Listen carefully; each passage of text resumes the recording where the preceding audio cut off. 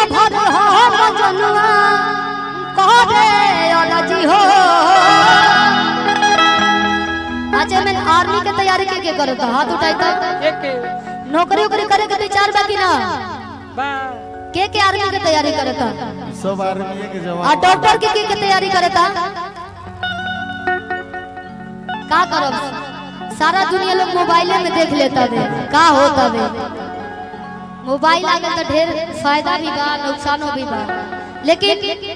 कुछ करे के चाहिए हर एक इंसान के परिवार के आगे बढ़ावे खातिर कैसे कि नौकरी लगी तो हरावा करता भेजे तो जब माई भरता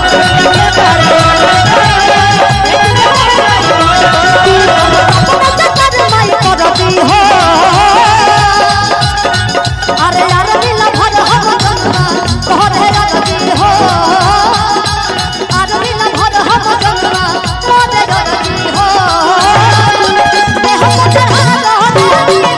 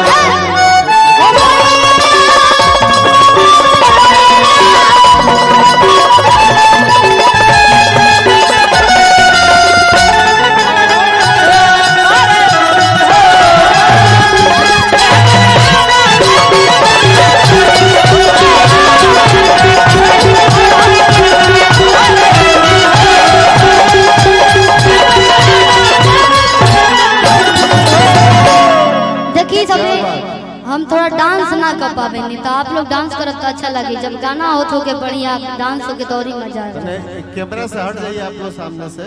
अब हम बोलिए कि भैया जी हेजा खड़ा बा आप लोग बैठ जाए ना तो हेजा से बाहर हो जाए कैमरा से हट जाइए पीछे बैठ जाए सब कैसे कैमरा भी बा और पीछे चाची लोग बैठल बा दीदी लोग बैठल बा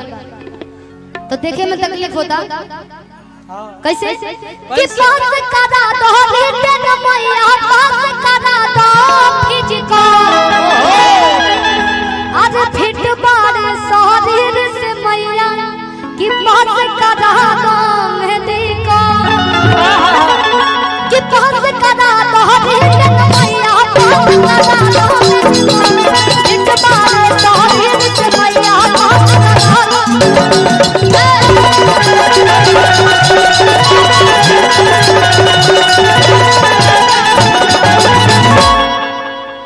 कि माई सृष्टि पे चल रहा मरज हो चलेगा क्या बात है कि यार मिला भर हम जलवा कह दे रजी हो अरे यार मिला भर हम जलवा